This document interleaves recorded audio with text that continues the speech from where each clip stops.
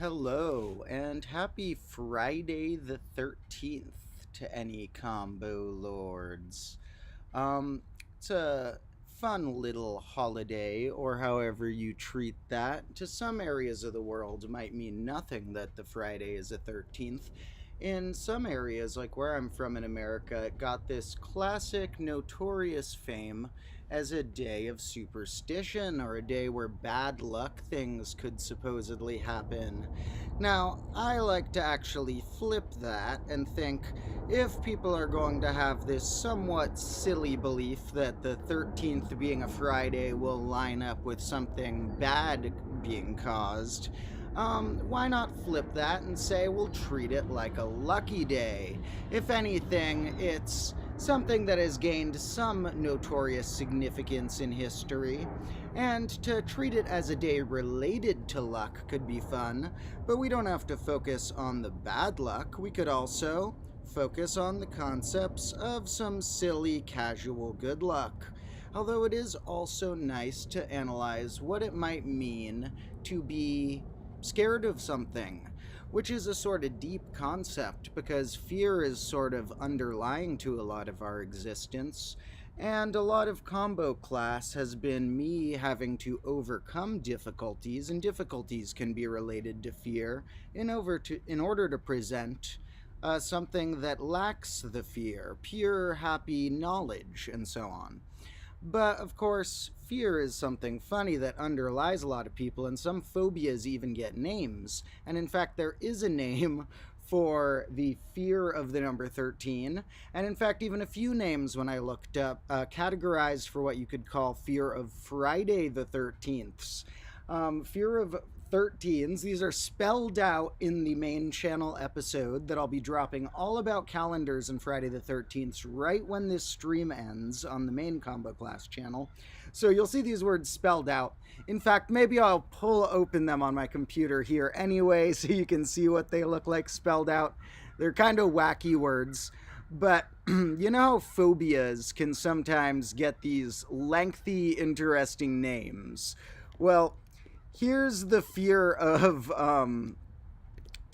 let me get this spelled right and then show you guys my screen. The fear of the number 13. And yeah, they actually have a whole Wikipedia page about this term and its historical or maybe scientific contexts. Here, if we shrink my screen a little bit, we can see that the fear of the number 13 is called triskaidekaphobia, which apparently is from the Greek for 13, and the phobia is, a classic suffix for being scared of something. And then there are two words, they say, depending on which route, if you're going from straight Greek or if you're using some Norse, two ways you may see referred to as the phobia of Friday the 13th in particular. We got paraskevidekatriaphobia or frigatriskaidekaphobia. And apparently those are terms for having a fear of Friday the 13th. Sometimes these phobia words are pretty wacky, and in fact, if you look up phobia for long words, people who are scared of long words, this is the freaking phobia name. They are purposefully trying to mess with these people, giving this as the phobia name for a fear of long words. In any case, I am also feeling a few raindrops here. I wanted to start the stream in the combo classroom to get a little glimpse at our little magnificent outdoor beauty, but we are relocating to my room for the majority of this stream because it is going to be raining a bunch today, and we can do some little computer activities in there instead. So for one moment, let's take a quick little look at how our combo classroom is doing. Here we got this whiteboard with some old prime signature knowledge still somewhat embedded in it. We got our chairs sinking in the mud like the one I was sitting on starting to go. We got our nice planter bin back here where it's about time to formally plant all of these things. Look what they're doing. All of the stuff I left out here is growing crazy sprouts. And of course, our staghorn fern is happy about the rain. So as the rain comes and makes other parts of the classroom more and more destroyed, this thing just gets happier and happier. So, we're going to momentarily shrink down and relocate to my room.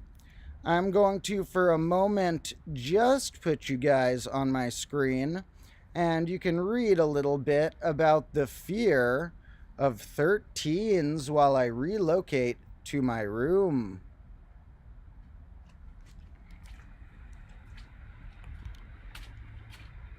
Oh, actually, you guys should see this because it's kind of funny. This is worth seeing. You'll see more of this in the actual episode, but so stay tuned for the real episode that's coming out on my main channel. Has a scene where this is even worse, but whenever it rains, this giant mini lake in the yard gets refilled. So the way I have to walk back to the classroom right now is like through this mini lake. So if you want to see an even larger version of this mini lake where it's super flooded, stay tuned for the episode coming on my main channel. In fact, right when this stream ends.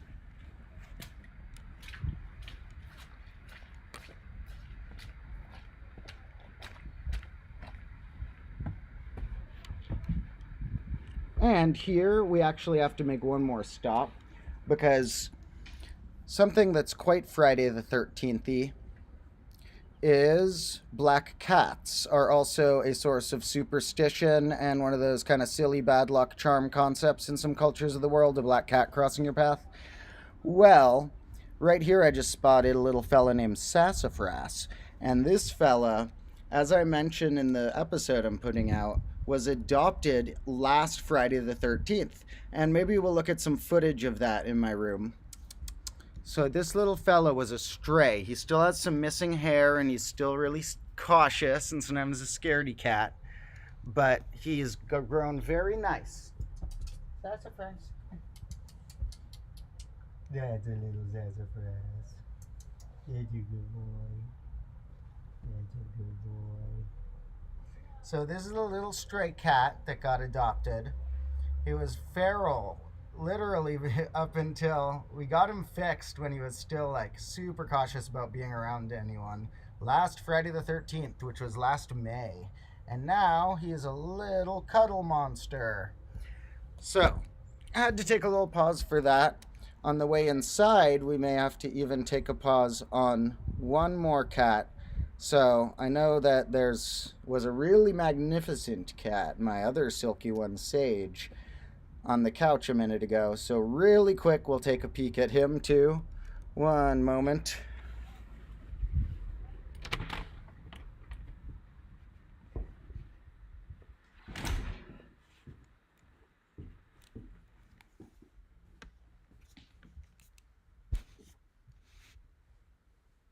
There's Sage.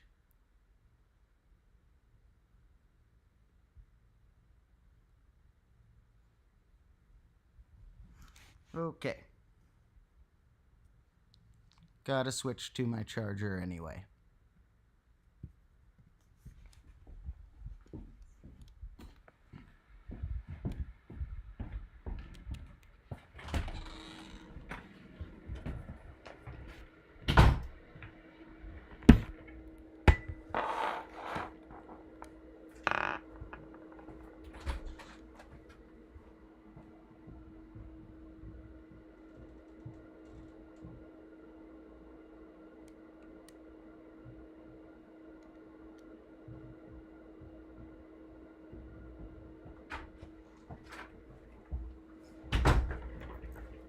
All right, folks, and now we are relocating to my room for a moment, and then I can plug in my computer and show you some interesting things on my screen.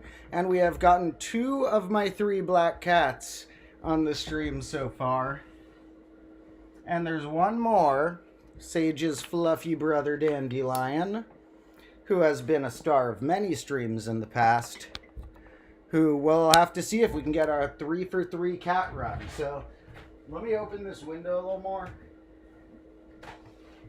Then if Dandelion wants to hop in, we could get a 3 for 3 cat streak. All right. Let me also pull open my phone to check the chat, and then we're going to read a little bit more about some funny Friday the 13th phobia things. Feel free in the chat to leave a phobia either that you are scared of or that you think it is silly for someone to be scared of.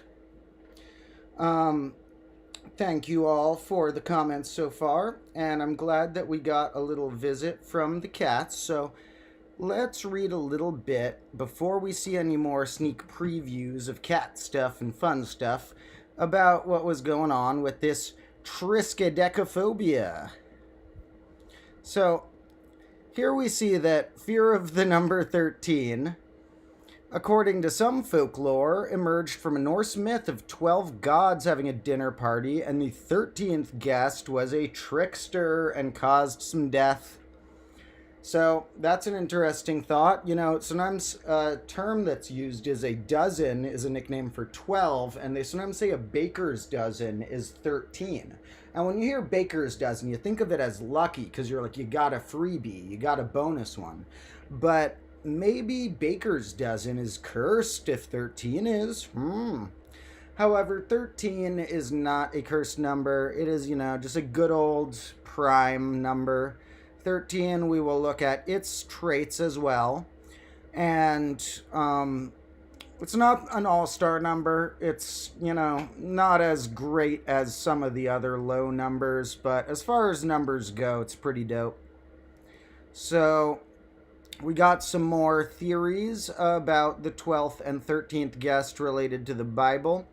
And then there's some more stuff that incidents happened that are like, oh no, this thing happened on Friday the 13th. Well, here's the thing. A Friday the 13th happens every 200 something days, approximately. So, I mean, on average. And so, yeah, bad stuff happens in the world. 1 out of every 200 something times it'll land on a Friday the 13th. I'm almost surprised they couldn't come up with a bigger list. Here they say that they had to rename a ship from being called STS-13. Funny to rename stuff. Apparently the crew humorously made a black cat patch. Nice.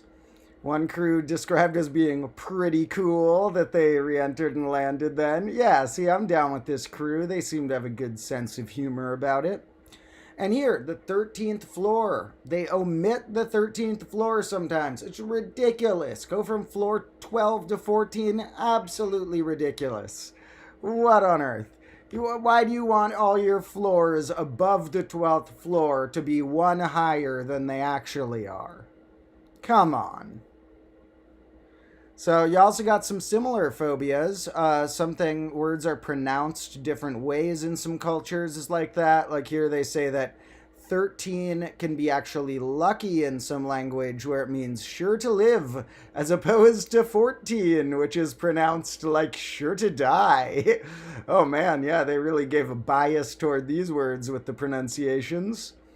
I was thinking about it, and you know, I said the other day that 7 is the least interesting one-digit number. Well, I think that 14 is the least interesting number between 1 and 20. The least interesting whole number. So 14 isn't really an all-star number. Here we got some more random things like that.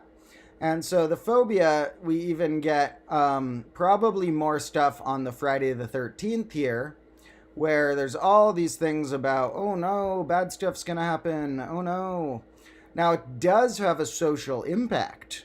It says that because people skip doing normal stuff because they're worried about it, it messes up business. You lose a bunch of money for businesses. So they say that National Accident Day happens to land on there. I'm not sure if that was on purpose or not. says here that a study concluded that it maybe increased hospital admissions on that day, but it's too small of a sample size. And this one says fewer happen. I wonder if there's a balanced effect. Some ways it's more and some ways it's less.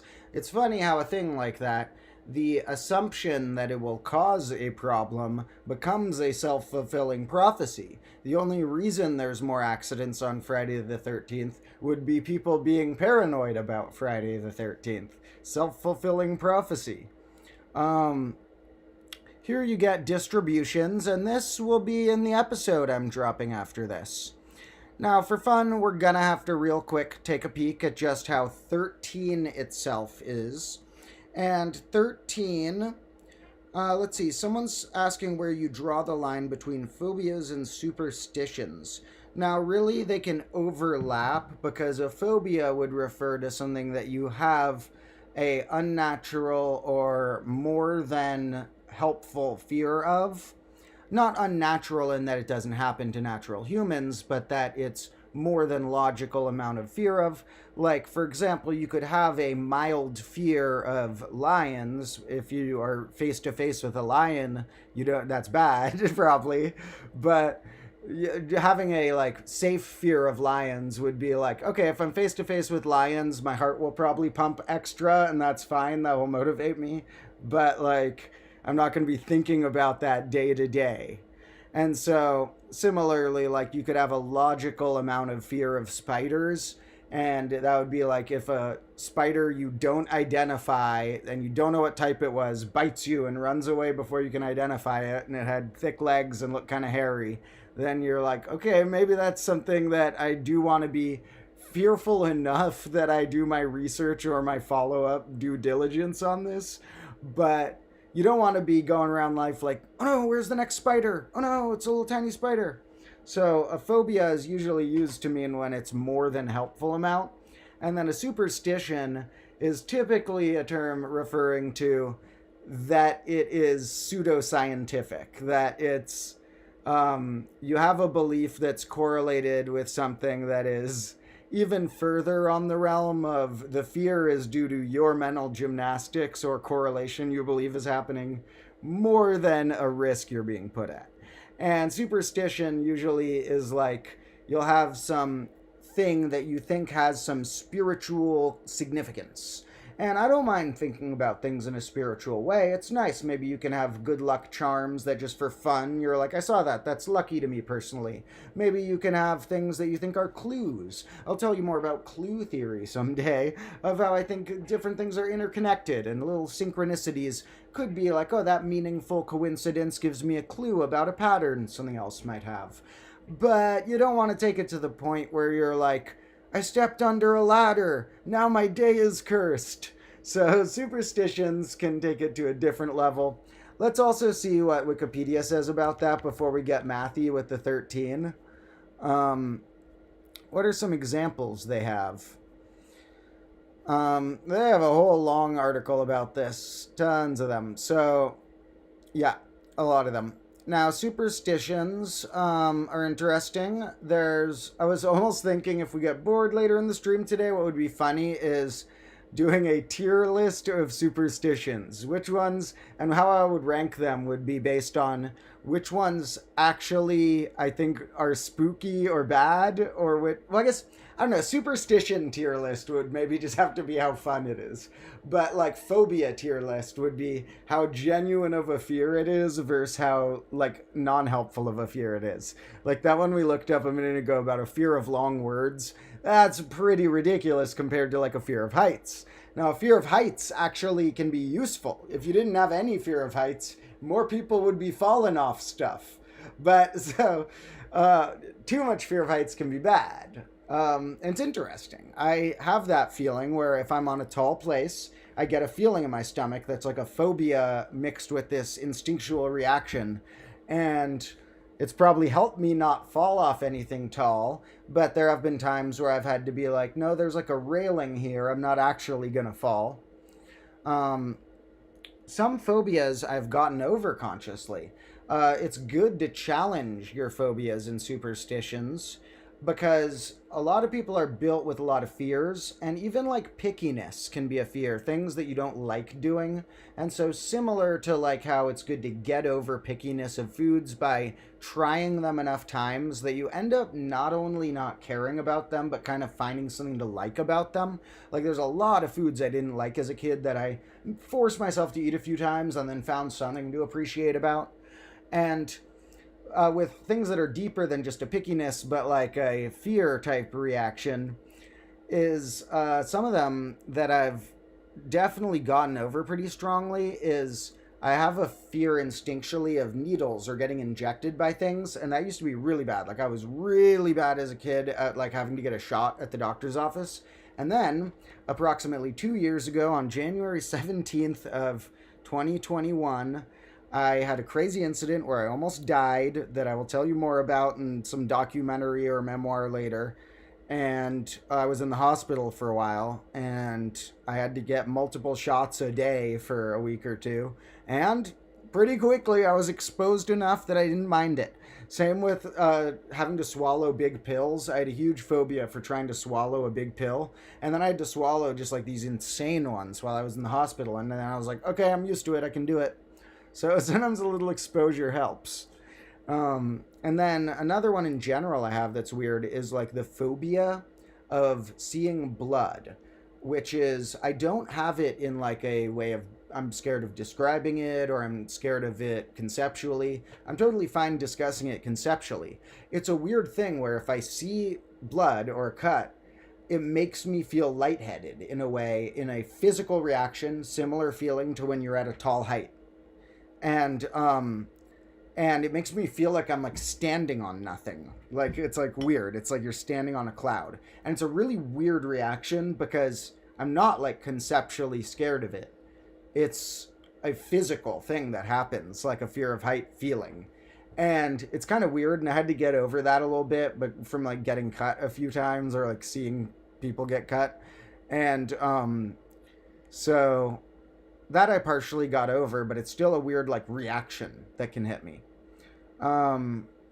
Some animals can be scary too. You know, I can have that mild amount of phobia for like certain types of bug or stuff, but not too much. I'm somewhat pro bug. So those are a few random thoughts on these type of superstitions and stuff. And now let's see what 13 has going for it as far as the number itself.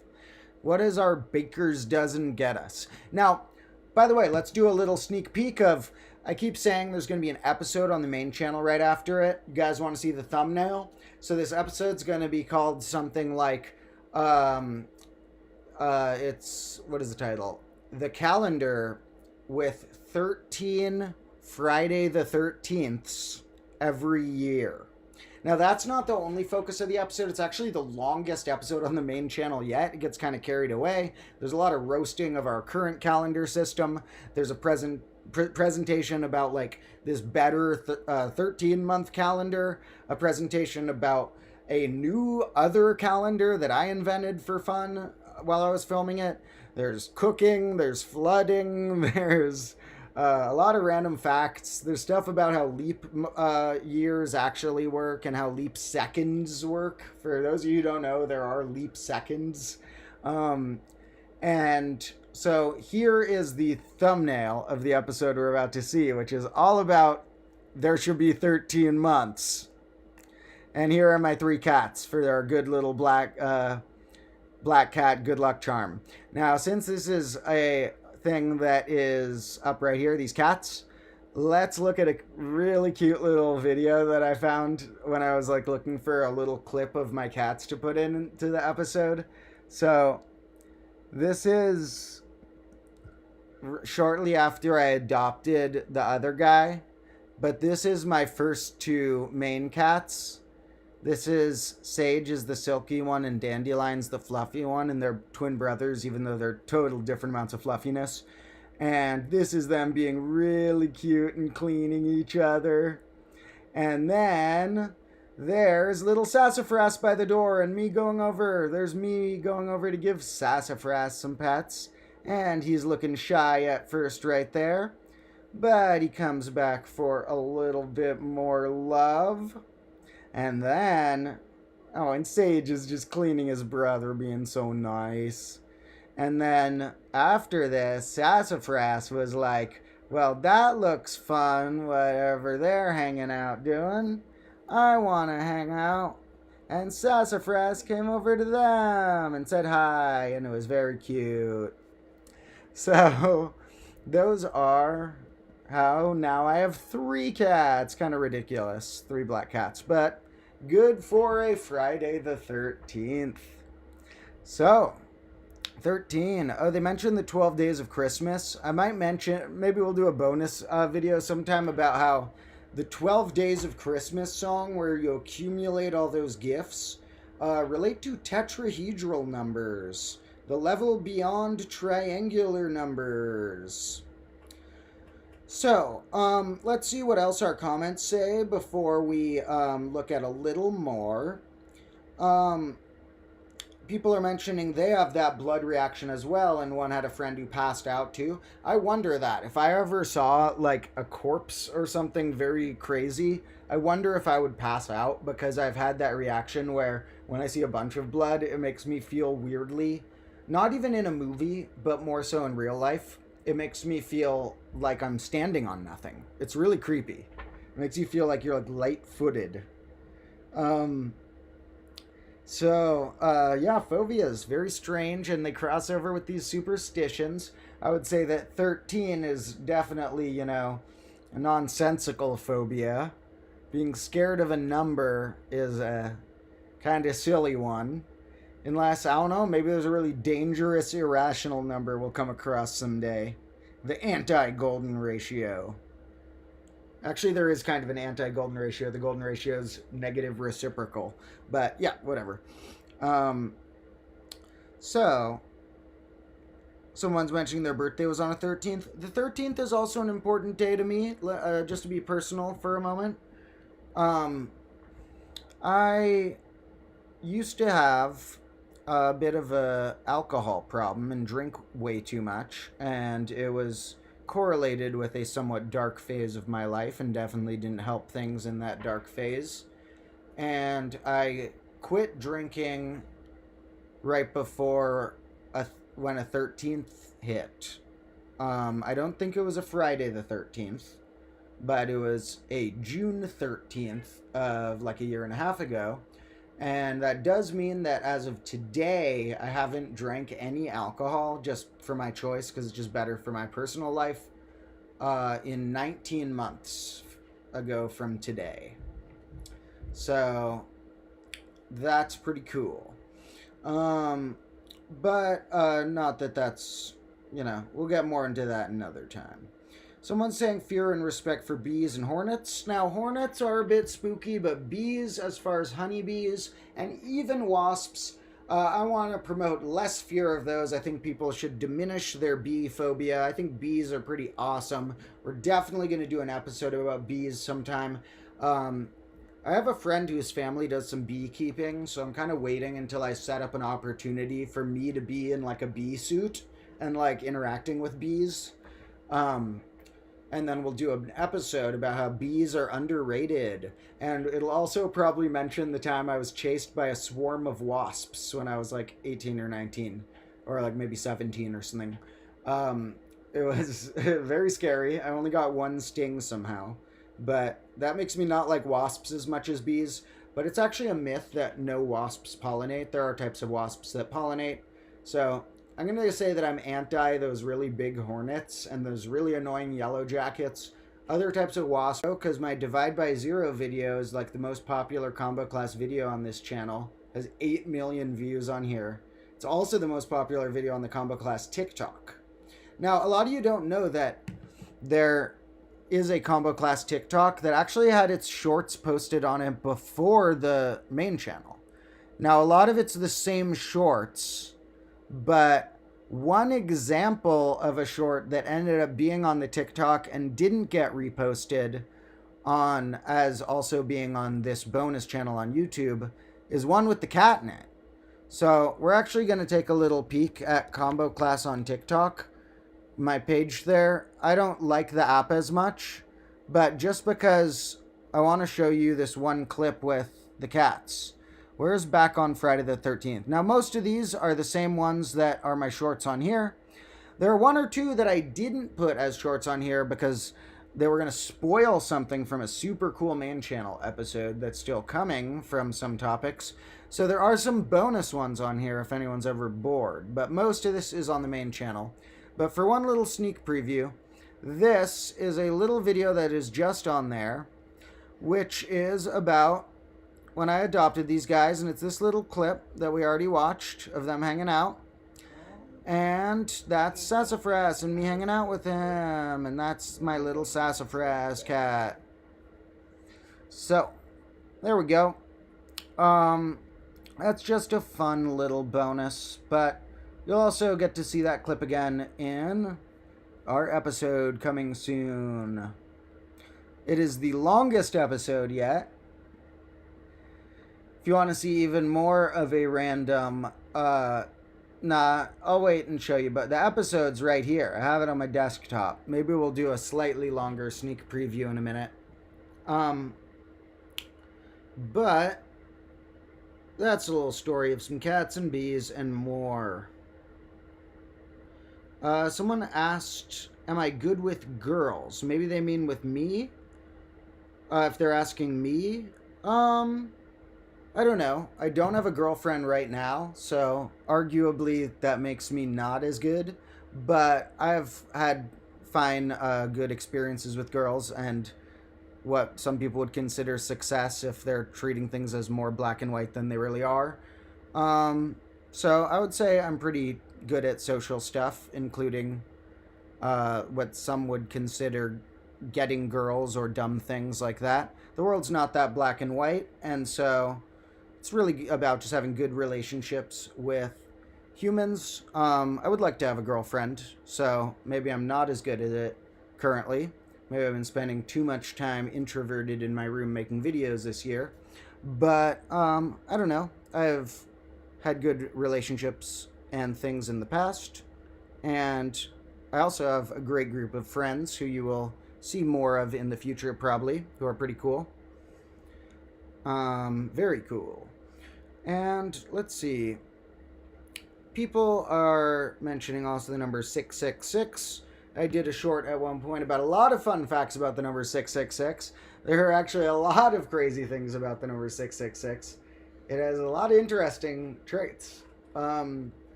Slightly more than average because it's a triangular number. And it's also a rep digit in our base. And slightly more than average because it's been investigated more throughout history by people trying to find some weird conspiracy about it or whatever. Someone asked how old I am, too. I'm 29. Some people think I'm varying ages. I probably look my age now that I have my crazy long hair and beard right now, because I've been just not cutting my hair or beard for a while at the end of the grade. When grade -2 comes, I will shave and get a haircut, and I'll probably look a lot younger than my age, because that's how my face is. But I decided to let it go quite long with my hair and beard for the rest of grade -1. Someone says there's a fun game about a demonic calculator to get 666. Sounds pretty cool. Let's see what sequences have 666 in them. It's triangular numbers will be one if they go that far. Yeah, there we go. First up, triangular numbers. So it is let's see which triangular number it is. 666 is the 36th triangular number. Oh yeah, that was one of its cool traits. It's like a multi-leveled triangular number. So look, 666 is the 36th triangular number. Hey look, 36 was a triangular number too. Now what else is it in? I guess it's good we made this stream a little bit spooky for haters of the 666s, because we gotta throw some spooky stuff in here today.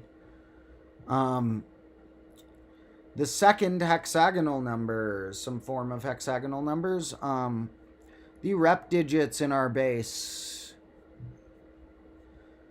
The sum of the squares of the first n primes, and that is one of those super random traits about 666 that's in the short I made. That it happens to be the sum of the squares of the first 7 primes. Isn't that just super weird? Super random. That's another triangular based trait. Some more cool traits, and that's alright for that. Oh, doubly triangular. That's what they were saying, is that the ones whose place where they were triangular was triangular, I think. Numbers who in ternary have no ones. Okay. So that's fun. What does 13 hang out in, apart from the primes? Too many to show. Dang. Okay, are there any sequences that go 13 then 666? Yeah. The sum of the next n numbers over n if n divides the sum, else n okay, some weird sequence definition there. Does go 13 then 666. So that's a fun one. Gotta love this online encyclopedia of integer sequences. It was just happened to be in the background where I clicked. It just happened to be the other tab when I closed Wikipedia. So, someone's saying mentions of other names like 7. 7 is a little overrated.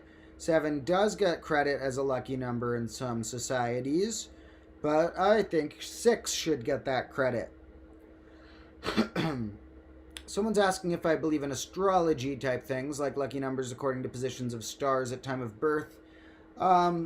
Sorry, astrology lovers, I don't. I don't think there is mathematical evidence for that. I think that, if anything, what season you were born in could have, like, oh, this baby experienced when it was a baby when it was spring, and this baby experienced a baby, like, its first year when it was winter first. Maybe you could have seasonal shifts of when you were born in a different part of the year.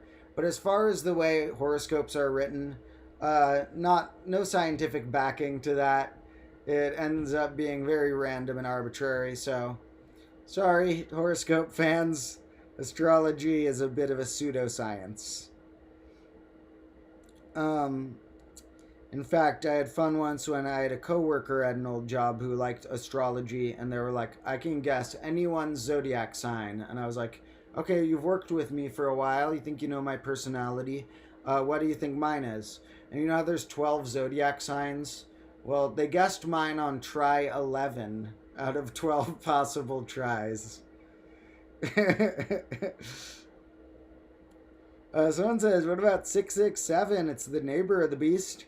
Kind of, yeah, because if you said that 666.666, that could be even more beastly. And that rounds to 667. Now, how about this? Here's a thought I had once. Is if 666 was put on a clock and you said 666 is the time of the beast, well, 666 is 7:06. 66 minutes sends you back around. So, is 7:06 the time of the beast? Because that would be 666.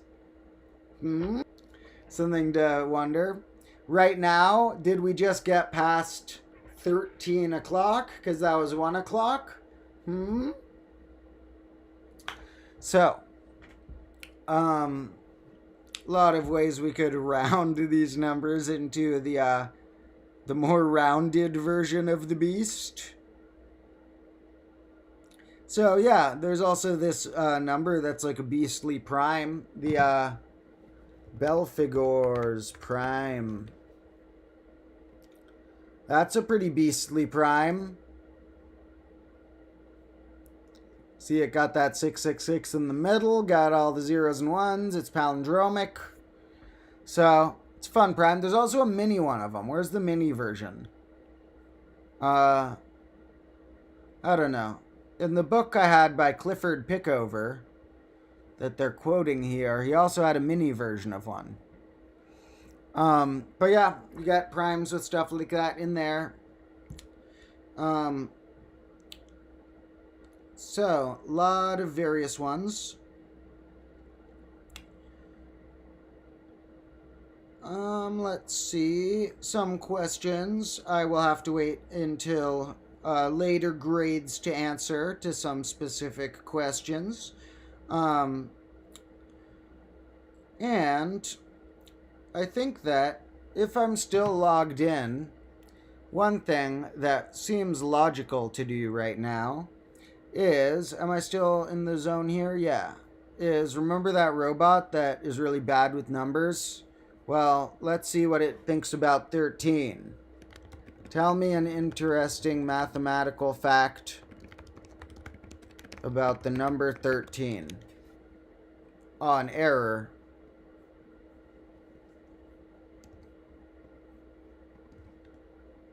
No. Maybe it's because 13's cursed. Do you work? No. Okay. Whatever. Maybe it doesn't work here right now. One last try. I'm gonna have to log back in. Okay. Well, let me just have me here for a moment, and I'll log us back in while we chat. Feel free to leave any more thoughts about strange phobias or thoughts about the number 13 right there. And I will log in here on my own.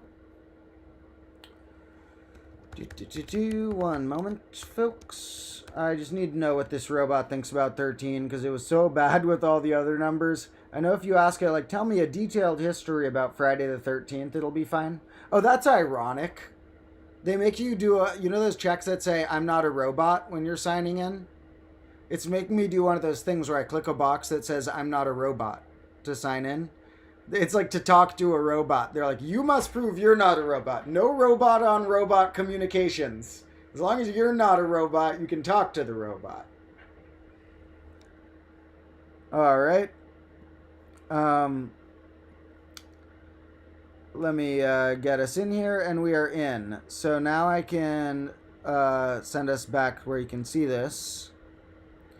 And we're going to try again. So tell me something interesting mathematical about the number 13. The number 13 is considered... No, mathematically. Okay, mathematically has some interesting properties. It's the sixth... Let's see if they're right. 2, 3, 5, 7. Okay, they got that. It's also... No, uh-oh. The second member of the first Mersenne prime... Ooh, that's not the first Mersenne prime. I think they mean it's a Mersenne exponent. Additionally, it's a Fibonacci number. That's true. Cool. Please tell me more about 13, mathematically, not culturally.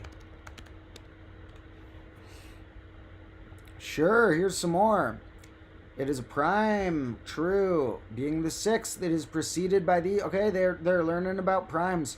It is the smallest emerp, which is a prime number that results in a different prime when its digits are reversed. It's technically true. The sum of the digits is 4, making it a Harshad. That's not true. These are numbers that are divisible by the sum of their digits, and it's not divisible by that. They say it's a number when multiplied by 2 and increased by 1 is also prime. Not true. 27's not prime. Say in base 10, it's a rep digit. Not true. In binary, so they got 1 right, or 2 right, and then they got like 3 or 4 wrong in a row. Let's see.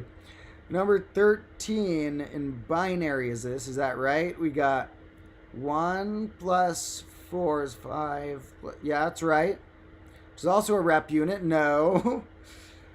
Smallest prime that can be written as a sum of 2 cubes in different ways. I doubt that's true. Also, no, that adds to 9. And that adds to way more than 13. So none of these are equal. The sum of prime numbers less than 13 is 41. And then they add them up and get 28. What is this robot thinking with these number things? Okay. So how about this?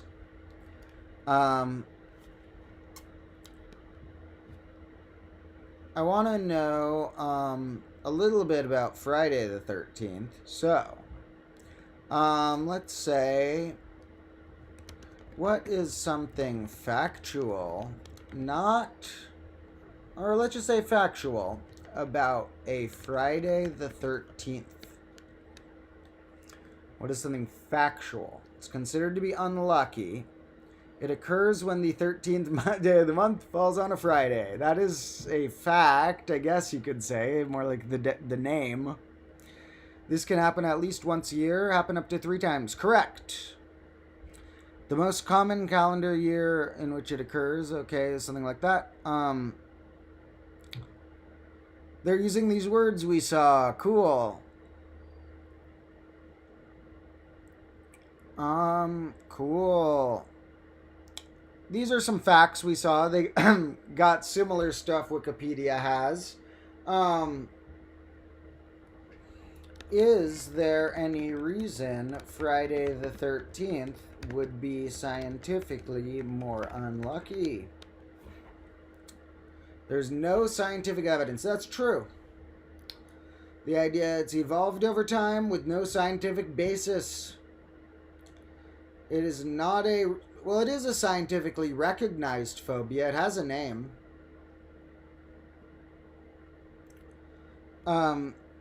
Some studies have found, yeah.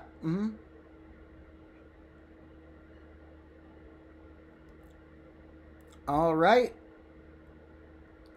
So, there we go. They're correct on it being non-scientific. So, Friday the 13th, I think in combo class we should treat it like a good luck, fun charm. Someone's saying it's Saturday the 14th. Is that where it is already in their time zone? For me, it's 2 p.m. something. It's about to be 2:22.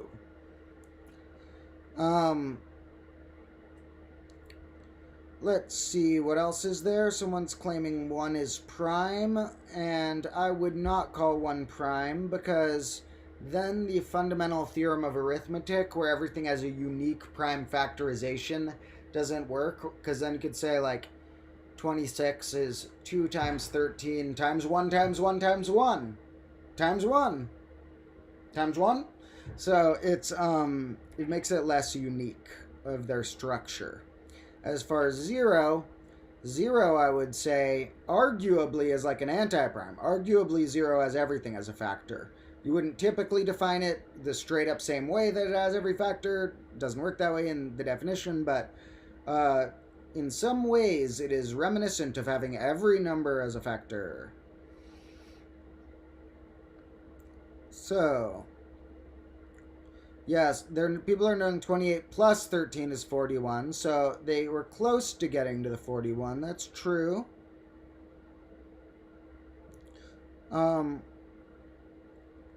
And wow, someone's saying I'm 19 hours behind them. Wow. So unfortunately, as soon as the stream ends, when we drop our episode about Friday the 13th, which this is coming out soon, right after the stream ends soon, that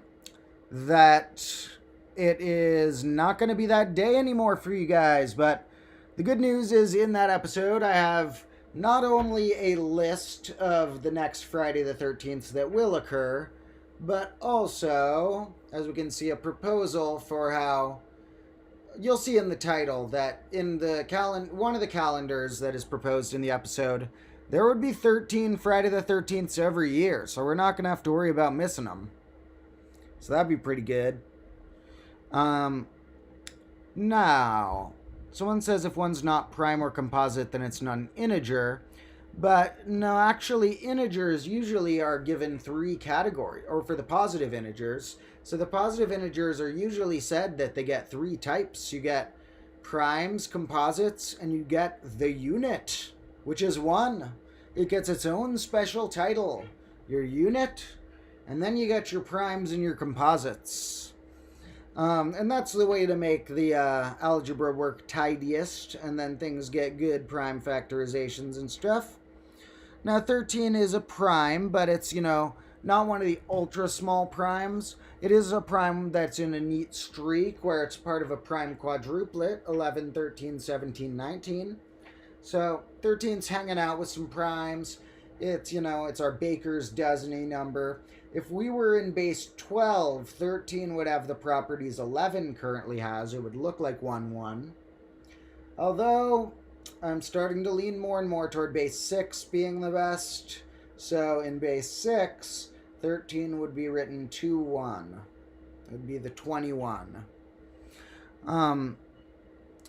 So, now we are going to end our stream relatively soon. And yeah, someone mentioned this October we'll have one. That is in a list in the episode, and that'll be an extra spooky one, because October Friday the 13th seems like a double trouble combo spook. October gives you your Halloween, and then you also get your Friday the 13th. That's a bunch of spookiness altogether. Someone's wondering if I have ever smoked weed. Some questions like that may have to remain for future grades. I have many stories to tell in future grades, but some things, will come out when the time is right. For now, we still have a little bit to go in grade -1, which is just the beginning of our journey. This bonus channel has been flying up and is close to 90,000 combo lords, and maybe we'll hit 100,000 in grade -1. That'd be pretty cool. It's usually the shorts that draw new people to the channel here. And so I did film a bunch of those. Yesterday, I had one of my main camera guys, Carlo, over, and I had already finished filming this calendar episode. So I was like, instead of starting our next episode, which will be, for everyone waiting for this, the next one I'm going to film for the main channel is going to be base 2i and base I -1 and -I -1. Those bases are very interesting, complex numerical bases to count numbers, and that'll be the next main channel episode. But for now, I was thinking, let's get a bunch of shorts. So I filmed 6 shorts yesterday, one of which I put out, about how the number 6 is the most underrated number, and the other 5 of which of the shorts will come out throughout this week. Well, I mean, not this calendar week, but in the next days. So we'll have some cool shorts, and maybe that will help us on our journey to get to that next amount of digits while we're stuck in base 10. Not that the number 100,000 has anything special mathematically, really, compared to other cooler numbers, but we're stuck in base 10, so it'll be pretty cool when this channel gets to that level, which, let's launch it up there. We're going so fast. It will hopefully be during grade -1. We'll see. And, of course, the main channel is still my main goal and priority. That is my main work of art and educational show, and where I get my ideas fully finished. And that's why, very soon, it will be time to watch this. So, leave your last questions and comments in the chat. I already have this episode processed, so as soon as I quit the stream, it'll be up like 5 minutes after that.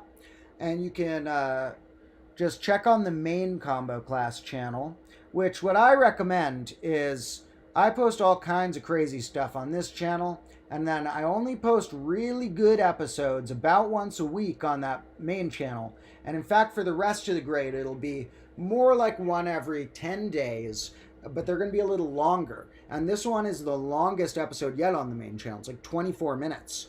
And so I recommend making sure you have your notifications on for the main channel, and then depending how diehard of a fan you are, you could put them on for this channel or not, but definitely for the main channel. There's also, of course, I gotta mention, I put some cool bonus content related to this episode, like I often do on my Patreon, where my super extra helpful combo lords have been helping me out on there. I started that a little over a month ago, so anyone who still needs to check that out, see if it's worth your time to get some fun bonus content and help out there. And one example of what goes on there is in this episode, there's this bit where there's like a campfire cutscene that's just like a super silly, chaotic 20-second campfire bit in the episode. And if you want to see like the whole 4 minutes of me creating a campfire and cooking on it, That's type of behind the scenes stuff I put for my Patreon people, and I also thank their names in my descriptions and stuff when possible. So that's cool. Also, join us on the Discord for chatting, and join us on the subreddit where there's not that many posts, but there's some really cool stuff. People are wondering when biology classes are coming, and I think that'll be those will come out whenever I have the good opportunity to visually demonstrate something, like when I have a cool plant or animal I want to talk about that I'm actually able to be around, or when I have a cool scientific reaction I can show happening and growing or something. So there will be some biology things, especially when I like collaborate on episodes with people who have some strange plant or animal like they can show the camera, or people who have some strange technology for some cool type of microscope or something. So I like showing things visually in the episodes when possible. And math, it's easy for me to do some topics like the number theory that I've been doing a lot of just on my whiteboards. And I do want to actually find even more ways to find other visual demonstrations for my number tricks. But with stuff like biology, I especially feel obligated to have a cool visual thing going on, and not just like me and a bunch of writing on a whiteboard talking about something that theoretically could be saved for a future grade to actually like see under a microscope. So you never know if future grades will be as number theory centric as the first grade. They probably will be, because I love number theory, but there may be more mixes of other forms of science as I have the budget and the opportunities to have other types of things, have cool demonstrations. Let's see. Thank you to everyone who is noting that they enjoy not only the math, but my personality. That's very nice and sweet to hear. I try and be my open and honest self with you guys in these streams. So to people who just want to catch some form of content that's like a TV show or whatever, you can always just watch the shorts or the main channel episodes. But to anyone who enjoys joining these streams, you will end up befriending me and my strange character. So I'm glad that some of you enjoy it. Someone's wondering why they're bad in math themselves, and maybe it could be either they're defining bad wrong, because there's not an on or off switch for being good or bad at math. There are different subsets of math, different types of skill. You may be good or bad at one field or another, or even one technique or another, one way of problem solving or another. Some people are good at memorization, others are good at types of logic, others are good at proving things. So there are many ways to be good at math, and so you don't really want to be too critical about what skills you're missing. You want to be more proud of the skills you have and try and build those, because the best mathematicians are humble and know that there's gaps in their knowledge, because there's too expansive of a world going on for anyone to master all of math. And so the best mathematicians know there are whole fields that they don't know a huge amount about. So instead of gauging that there are topics you don't know, gauge how many topics can you know? How many of them can you be comfortable with out of the infinity? And so, ways to get better at math involve studying longer, more rigorously ways, but having it be a mix of reading, watching videos, listening to a lecture, being in a classroom setting, hearing my casual versions of things, hearing my technical versions of things and other things I do, doing your own problem solving. So playing around with numbers yourself can really help get an intuitive concept for things. I like just coming up with a rule for numbers and testing it out and seeing what I can find about different types of numbers online. Be curious and then spend a lot of time with your curiosity. Someone's also wondering when I'll stream again, and I know I've been saying for a while that I'm going to set a stream schedule soon, and I still haven't done that quite yet. So before long, I'll announce a few days that are pretty fixed as a streaming schedule. As far as when the next stream will be, I've been really enjoying doing it, so there's a chance there will be one tomorrow. If not, it'll be in 2 or 3 days. I usually have been scheduling them a little in advance, but sometimes it's only like an hour or two in advance. I often announce them on the Discord too. So if you look at the Discord server, or if you check the bonus channel every once in a while, you have a chance of seeing, hey, there's about to be a stream. But before too long, I'm trying to get more of a, ongoing, consistent streaming schedule. The thing is, I still have a day job and a lot of crazy stuff to juggle because, I don't make enough. I make less money from combo class than I spend on it. So I make a negative amount of money on it. So very far from making enough money to quit my day job or anything yet. So, we'll see how time evolves and I can spend more and more time dedicating promising days to streaming. I'm trying this year to shift away a bit from some of my private teaching I do to have more time to spend on combo class, and that will include not only consistency with shorts and episodes, but having more days I can promise a time I'm streaming. So stay tuned for a stream schedule dropping before too long. And someone's also wondering, they'd like to hear my biography, and you are in luck. Not only will there be some longer episodes where I show some footage I have, the video versions of little documentary-like things, one of those will be, and why don't I just put the camera back on myself bigger for a minute while we're chatting. One of those will be the finale of Grade -1, which will be coming out sometime in March. Will be slightly more behind the scenes and will relate to the process of me putting together this grade from scratch in the mud while getting 2 surgeries and so on. So that's a little bit of the biography, but I do a lot of writing. I'm going to be publishing books for you guys over time. That'll include math books, that'll include fiction books, and will also include memoirs about my life. And I've been through a lot of crazy stuff. I have a lot of important stories to tell that I think people could be inspired by themselves. And there will be multiple memoirs about my life. It's not going to fit in one book. So, gotta stay slowly tuned. You're in luck. And to anyone who wants to help me make that happen sooner, supporting on the Patreon or something like that, or I now put on this thing that YouTube let me put on now where people can donate a random thing called a thanks or whatever for a random video, that if they like one video a bunch and want to pitch in for what it costs to make stuff like that, helps me transition toward getting my books out sooner for you guys and having a streaming schedule sooner and stuff. So thanks so much to the people who have supported so far. But of course, to people who can't, I understand. Money's crazy. I feel guilty asking for money, and you don't have to pay to be a fan. You can just comment and watch, and the fans who cannot afford to contribute anything are still my combo lords, and just make sure to watch a lot and comment a lot, and I love you. And to all of you who are here, if any of you leave the stream early, right at the end of the stream I'm going to be launching this episode. And to anybody who that's on the main channel, just called Combo Class, not this one called Combo Class Bonus or at Demotro, the one just called Combo Class or at Combo Class.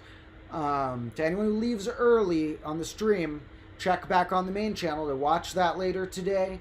Longest Combo Class episode yet. Pretty wild and fun. I think you'll enjoy it. And, yeah. What else do we have going on here? Let me take a peek back at our chat to all of our awesome commenters.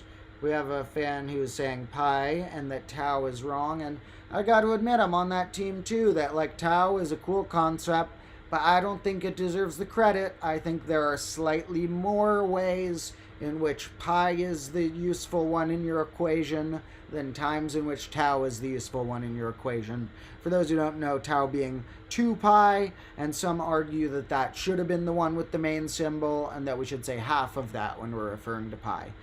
They both have useful places in geometry. I can see the arguments for tau, but there's just as many arguments for pi. We'll get into that more in the future, maybe. Let's see. Someone's asking if I know the channel Mathologer. I do. In fact, I am one of his Patreon supporters. I pay him a few dollars a month to support him partially because I wanted my name at the end of his credits as a supporter. So it says Demetro from Combo Class there. And partially because I wanted to try and support him. Because Mathologer is apart from... And in fact, I will even say that, like, I believe Combo Class has the potential to someday be the greatest math or science channel on YouTube.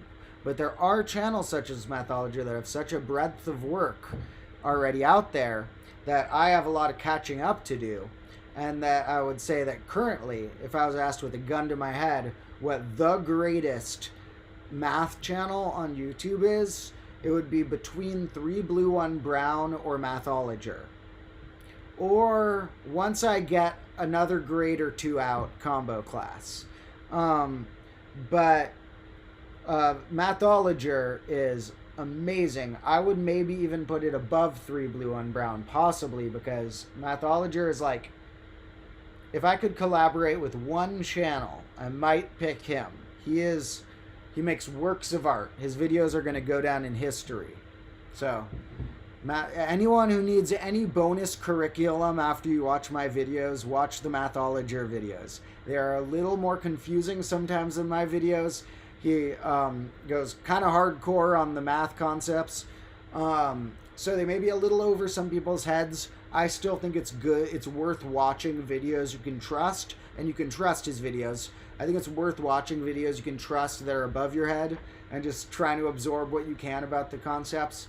So... his videos are top. Those are the best. Those are what you want a math... Well, my videos are different. I strive for different things because part of what I strive for is the type of math he's able to achieve. But I also like my videos to be like a strange, surreal form of art and comedy. So my videos are different than most math or science channels. Not all of them are striving for a surreal art-comedy blend. But the part of when I make a math episode that's trying to, like, make you understand numbers, Mathologer shows how to do that right. Brilliant.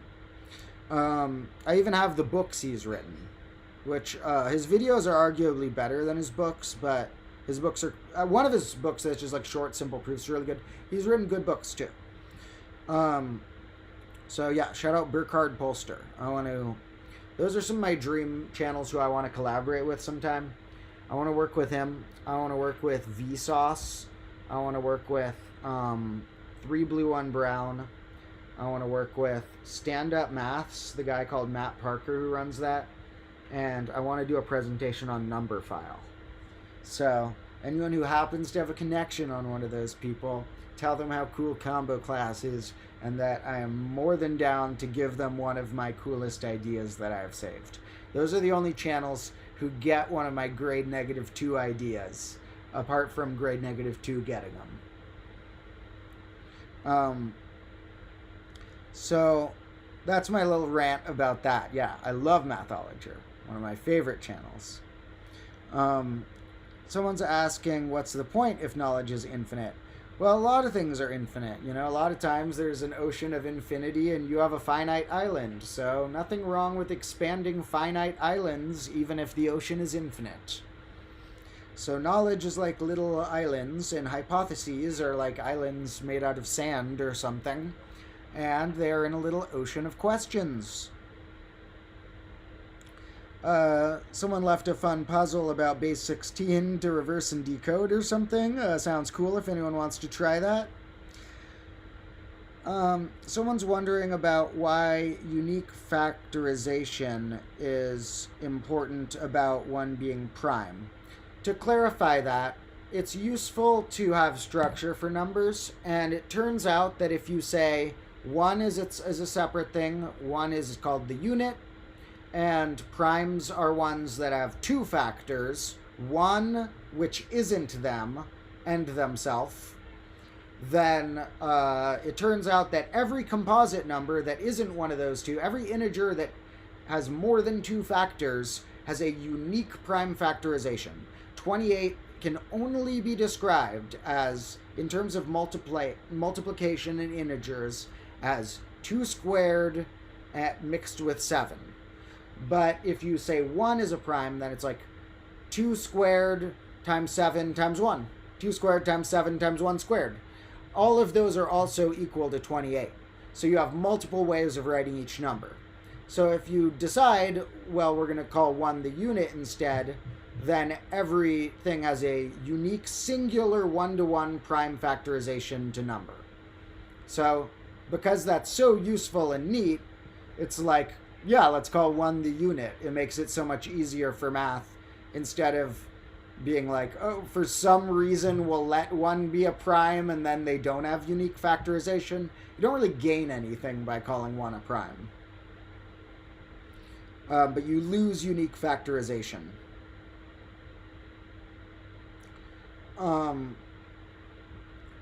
So someone asked why I call myself Demotro. I did a pretty long rant about that in an earlier stream. So if you go back a stream or two, there's one that in the description of a stream or two ago, it says like, and I talk about the origin of the name Demotro.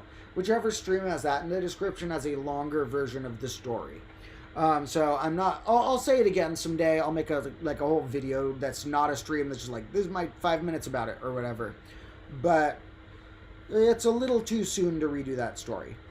And about what my day job is, it's teaching private lessons in, some of my students are music and some of my students are math. Like private one-on-one lessons digitally, where I tutor people and stuff.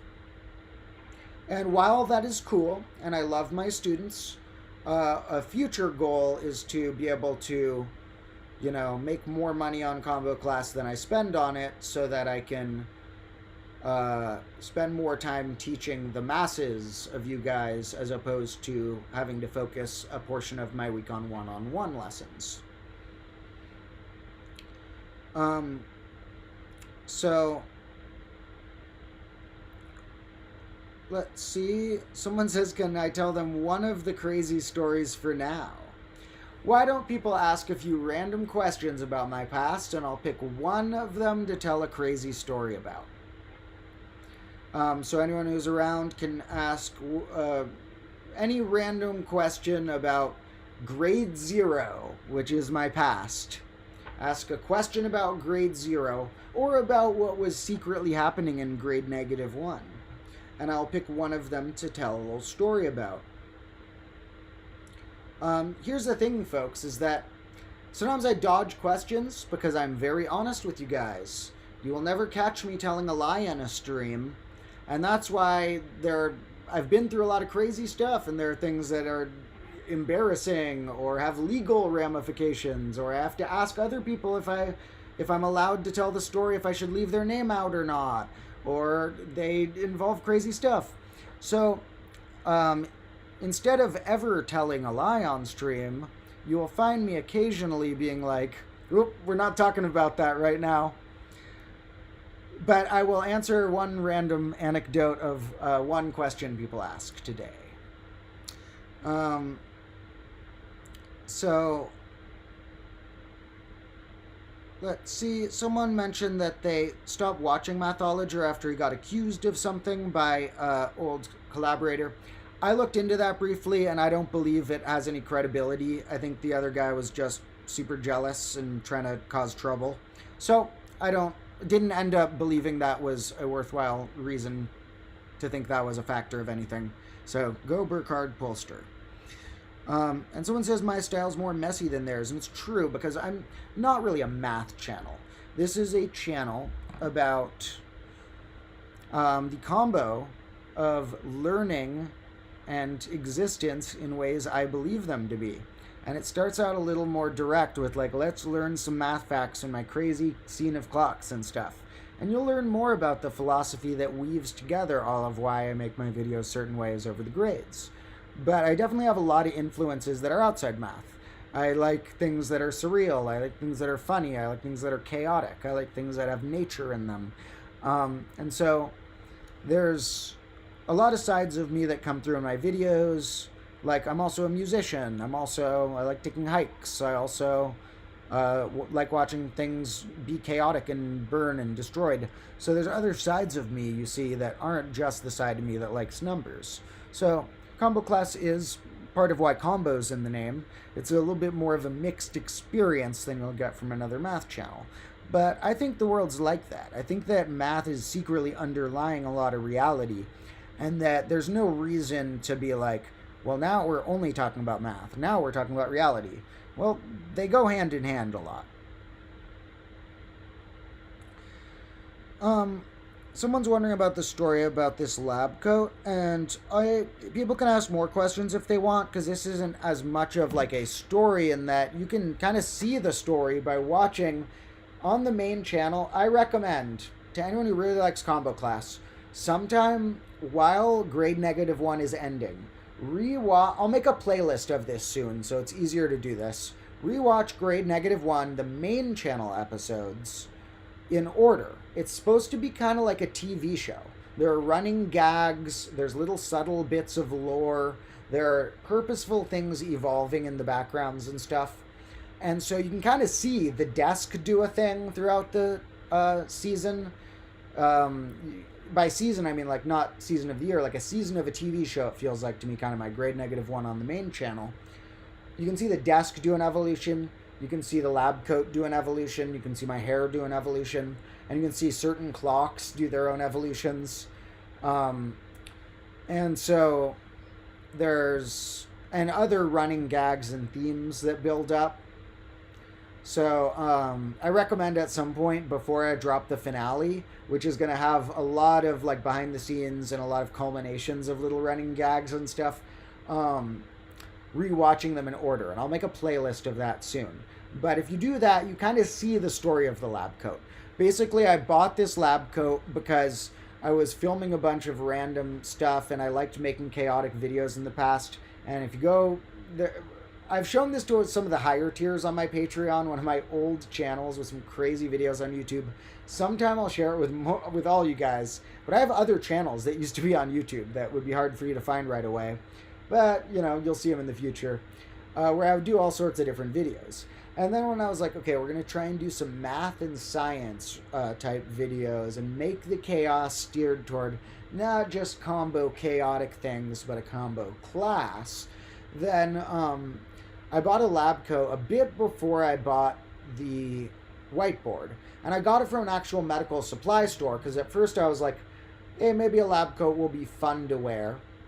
And then I was like, actually, you know, I want a practical one. If I'm going to get a lab coat, I'll get one that's going to help me around the fires that I sometimes make, help me around the thorns I might be near and stuff.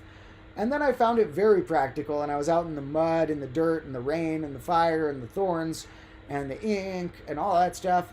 And I was like, ooh, this is really useful. This really helps to have the lab coat. It's keeping my clothes inside cleaner. It's like I can wipe off whiteboards. I can handle fires and thorns and stuff. It has all these pockets.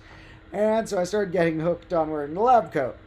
And its evolution can be kind of seen throughout the main channel episodes and sometimes the shorts.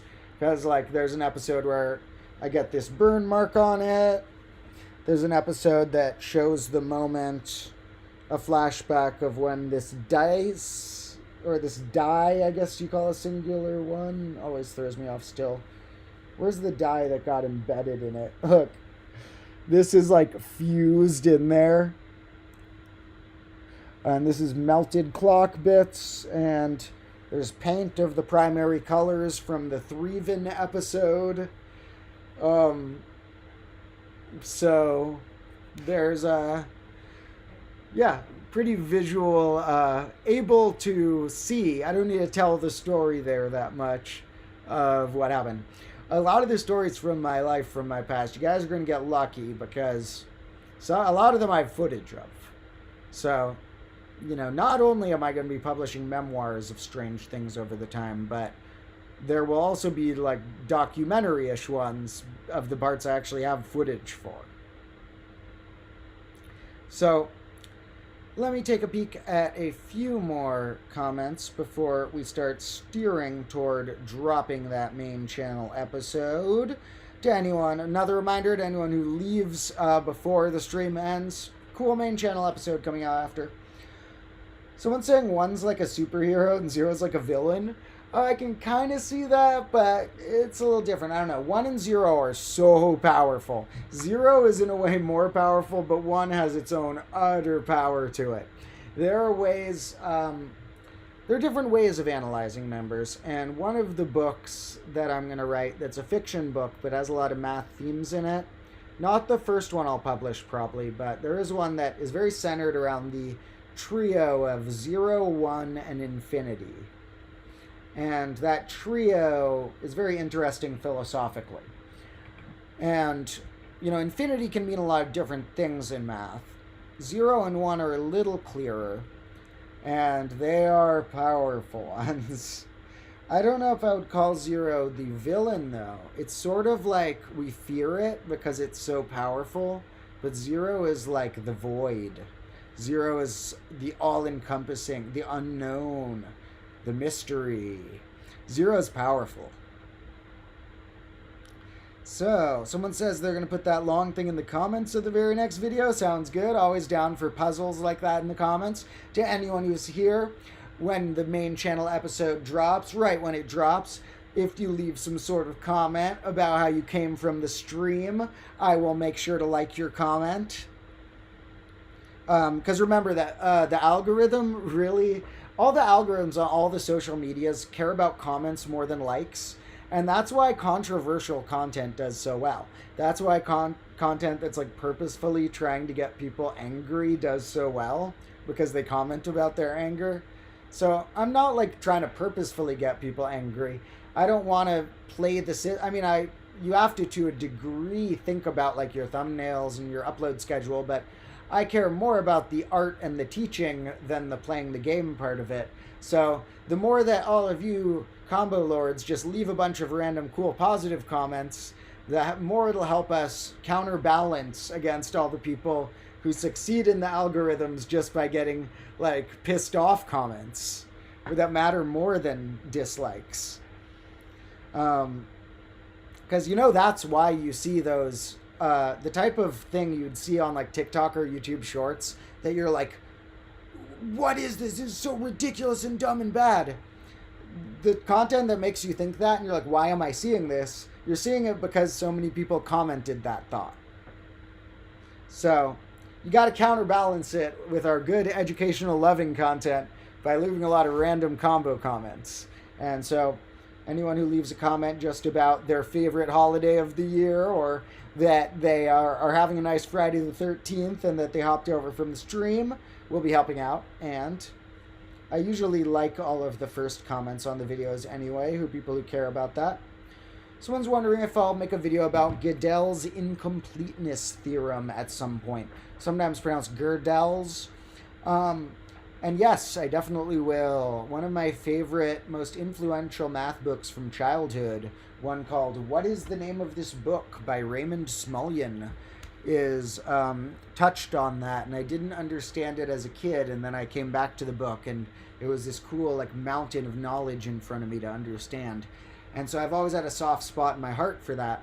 And I even made an episode I started about paradoxes that I scrapped way back at the beginning of the grade, because I started to do an episode about liar-type paradoxes, the liar paradox, variations, how it's similar and leads to these Russell's paradoxes, the Gödel's paradoxes.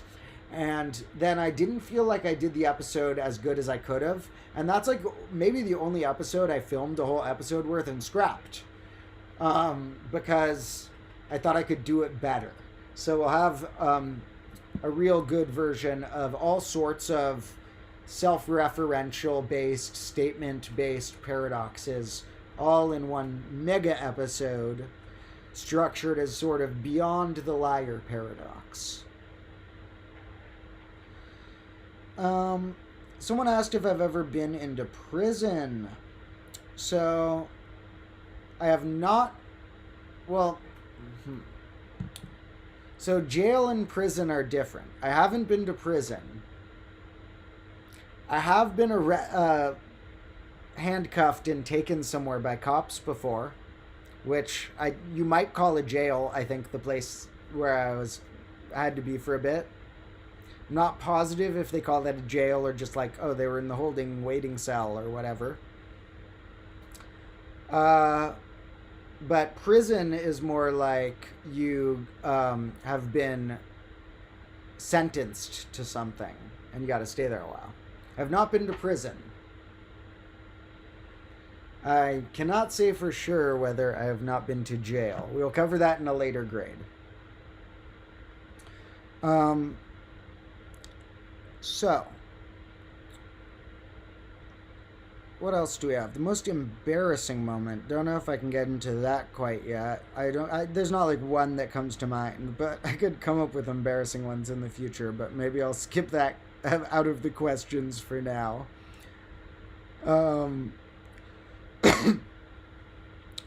Someone said Earth is still round if so and so, or still flat or something. And it's funny to mention round or flat Earth because I do mention that in the episode I'm dropping after this. I make a little joke about, in the episode I'm going to drop after this, about how I think a logical follow-up to the flat Earth conspiracy would be a cube Earth or a dodecahedron Earth.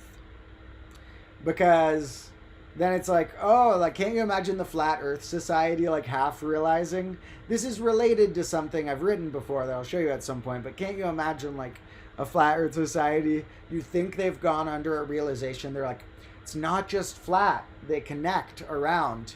And you're like, okay, they're realizing it's not just flat. And they're like, yeah, the flat connections prove that it's a dodecahedral Earth. And you're like, oh, no, we were so close. And then you just know that in like 20 years, they're going to make the next level of realization to icosahedral Earth. Or this amount of Earth. This is a 30-sided die. Or is this my 24-sided? This is a 24-sided die. Pretty neat, huh? Made out of rhombi. I'm still not sure. Is rhombuses plural rhombi? Or is it rhombuses? Let's see. Rhombuses versus rhombi. It seems like both can be technically right. So, okay. My rhombi created a 24-sided die. Pretty good amount of number to have on a die. So, lot of great comments. I'm not going to be able to answer all of the random thoughts, but you are all awesome. And what about base 0? Someone's wondering. Even base 1 sort of doesn't work the normal way because bases usually define the reset point, the point you don't actually see, the point that equals 0 again. And so even base 1 is sort of like saying 1 is back to 0. So kind of off. We will be talking more about what it means to be a base. I'll do some clarifications about positional numeral bases in the base 2i episode coming later this month.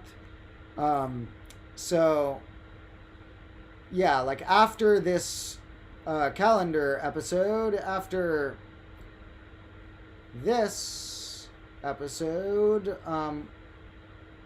which is coming right after the stream, we will... Uh-oh. What happened? Uh-oh. Okay, we're back. That's better. Okay.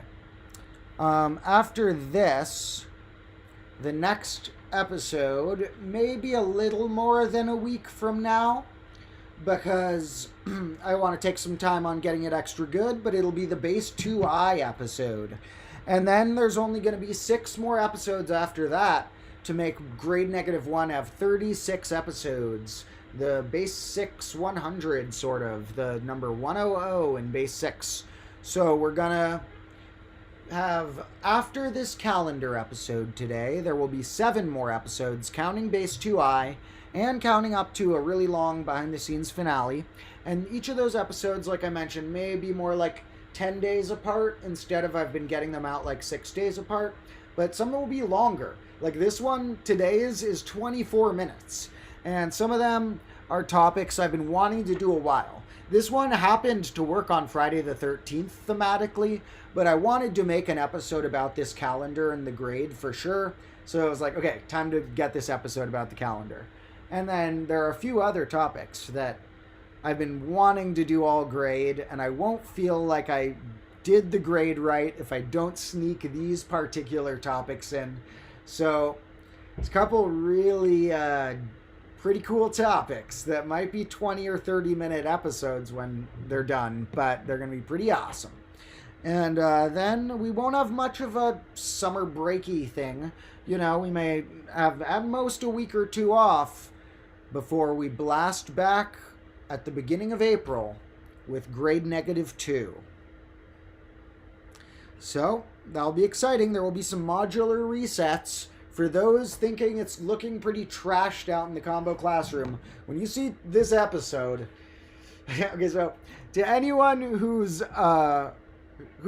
didn't see me do my last main channel episode with bubbles and flooding and stuff, at some point, quit away from this stream before you, or after the stream, before you watch the new episode, at least watch the last couple minutes of the last main channel episode where it introduces that the yard flooded and the classroom.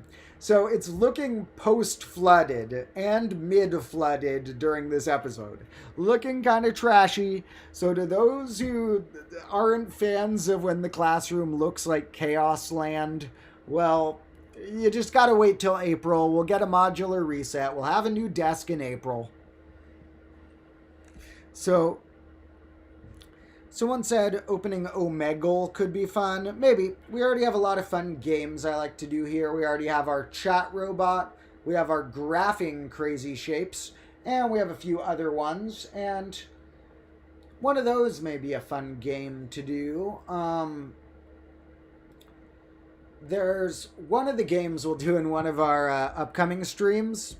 We're going to look at what classroom supplies I still have non-destroyed, what survived the rain, and we're going to do a tier list of classroom supplies, rank which classroom supplies are important or not, and it's also going to be while seeing what classroom supplies got destroyed to see what I need to buy before grade -2.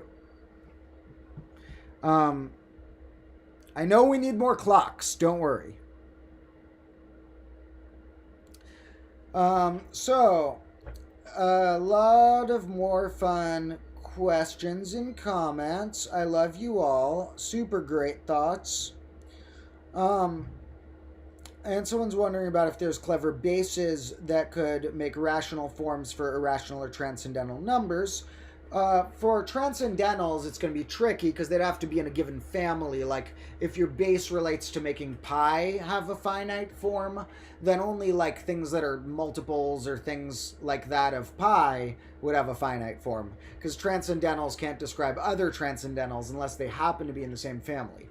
With algebraic irrationals, you could have good families where, like, base square root of 2 is good at describing a certain family of numbers that are either integers or certain types of ones that involve quadratic, or a certain subset of quadratic irrational numbers. So there are ones that could help you with certain families. And someone asked for a shout out, which, well, I normally won't do that. You were in the stream the whole time. You're correct. So Sir Yadev, thank you. Someone's wondering if you had a bunch of ones and not a base system, and just ones.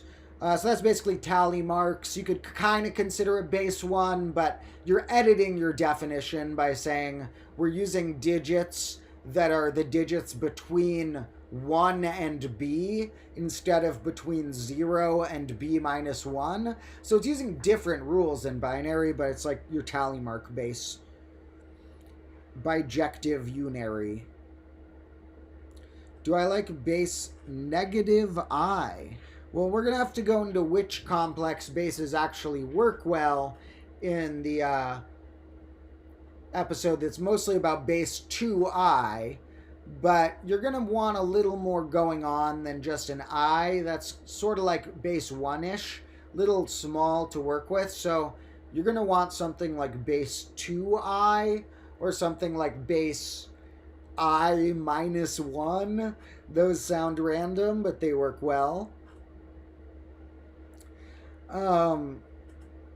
So yeah, there's a lot of fun bases we will explore. A lot of fun ways to construct numbers.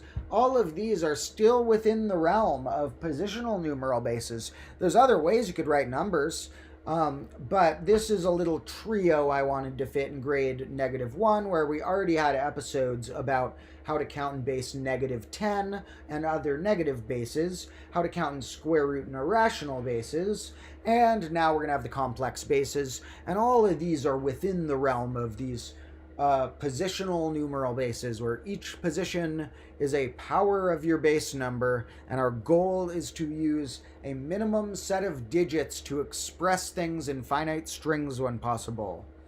And this will complete that trio, but it's not going to be the last base investigation we'll see. And someday, maybe I will help convert the world to base 6. That's the most practical for humans. Base 2 is the most practical for computers. Base 6 is the most practical for humans. Someone's mentioning another math channel, Norman Wildberger, and I don't know him. Maybe I'll look him up sometime. And someone's mentioning something about group theory. If you actually mean group theory itself, that is something almost deeper than bases, because group theory, regardless of what bases you write your numbers in, group theory dynamics are a deep underpinning of math. We'll do group theory lessons sometime. So, I think pretty soon it's about time for me to switch from a stream to you guys watching this episode. I got this thing all pre-uploaded and ready to go. Like I said, once I end the stream, it'll be like 3 minutes later on the main channel. You'll see a 24-minute episode all about calendars. Make sure to watch the whole thing because there's a lot of random facts. There's the 13-month calendar. There's a different calendar I invent an idea for. There's what it means to be a calendar, some science, some history, a thorough roasting of the current calendar system, real ways that leap years work that you might not know, and about leap seconds you might not know. And a little chaotic campfire scene that if you end up wanting to see the entire behind the scenes, check out the Patreon. It's also up there. But when you check out that new episode, watch it all for some fun Friday the 13th good luck and cool calendar facts. And if you leave a comment that says you came from my bonus channel's Demotro stream, then I will like all of your early comments of all of you awesome combo lords who jump over there right away. Remember that the comments really do help, and we want the main channel to catch up more with this bonus channel. Shorts do so crazy, but I purposefully put them separate because some people don't want the shorts or that world. They just want a cohesive, digestible little series like the main channel. And we're going to try and have that rise and catch up to how many combo lords are on this bonus Demotro combo class bonus channel. So, as usual, there's good chatting on the Discord for other combo lords too. And I think it's about time for me to wrap this up and drop that episode. So, thank you all so much for joining me. And I wasn't able to answer all of the last questions, but I really appreciate all of the thoughts. Always welcome to leave your own thought processes in the comments and the chats, and I will see which ones I'm able to get to. Like I said, we'll have a streaming schedule launching before too long. We'll have a bunch of shorts in the next week because I filmed a bunch of shorts yesterday, and might be like 8 or 10 days after this episode before our Base 2I big episode, but there'll be a bunch of bonus content before that. And this calendar episode will be a good amount for you guys to digest today, because it's the longest Combo Class main channel episode yet. So, I love you all so stupendously much. Please hop over in a couple minutes to that main channel. If you haven't seen the last couple minutes of the last episode about bubbles, check that out so you can see the little flood.